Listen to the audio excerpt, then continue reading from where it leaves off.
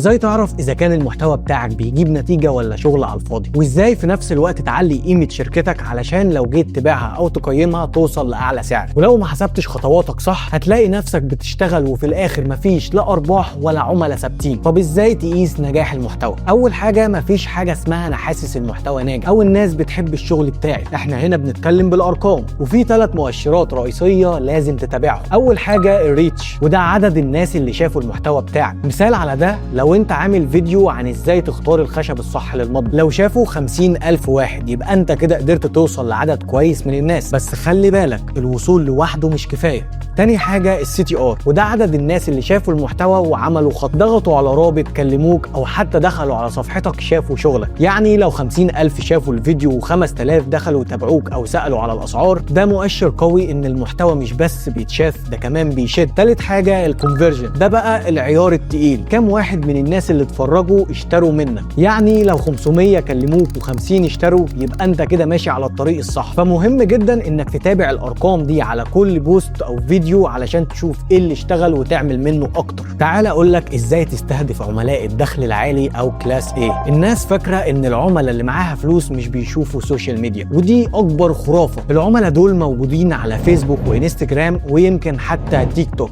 بس بيشوفوا المحتوى بطريقه مختلفه. فلو انت نجار وعايز تستهدفهم، اعرض شغلك باسلوب راقي، والصور تكون بجوده عاليه واضاءه كويسه وديكورات فخمه حوالين المنتج. اعمل فيديوهات لايف ستايل مش بس شغل، زي ترتيب الاساس في فيلا مودرن او ازاي قطعه اساس تبقى قطعه فنيه. استخدم اعلانات مدفوعه وموجهه، مثلا حدد الاعلان ان هو يوصل لناس ساكنه في اماكن راقيه او بيهتموا بديكورات شيك حتى لو ميزانيتك صغيره. ازاي بقى تعلي قيمه شركتك في السوق؟ حتى لو مش ناوي تبيع شركتك دلوقتي لازم تشتغل كانك هتبيعها بكره. ليه؟ لان ده بيخليك تبني نظام مش بيعتمد عليك شخصيا. لو شركتك مربوطه باسمك بس ومفيش حد غيرك يقدر يمشيها، قيمتها في السوق هتبقى اقل. الحل انك تدرب فريق وتخلي عندك نظام تشغيلي وتحافظ على قاعده بيانات العملاء. العميل الجديد مهم، بس العميل القديم اللي بيرجع يشتري تاني قيمته اضعاف. يعني لو انت النجار الوحيد اللي بيعرف يعمل تصميم معين لازم تعلم حد من فريقك يعمله. وفي ميزه حلوه قوي لو كانت مناسبه لمنتجك، وهي ان اغلب قرارات شراء الاساس في البيت مثلا بتاخدها الستات. فاعمل محتوى تعليمي للستات،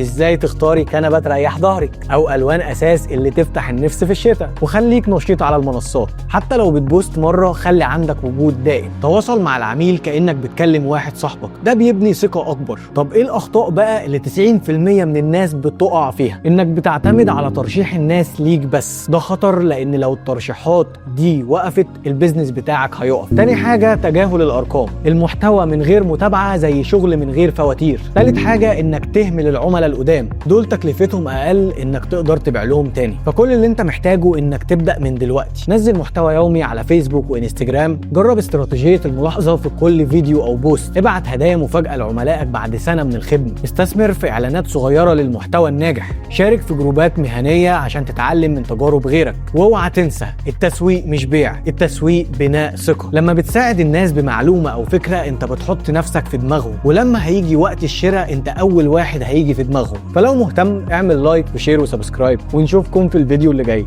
سلام.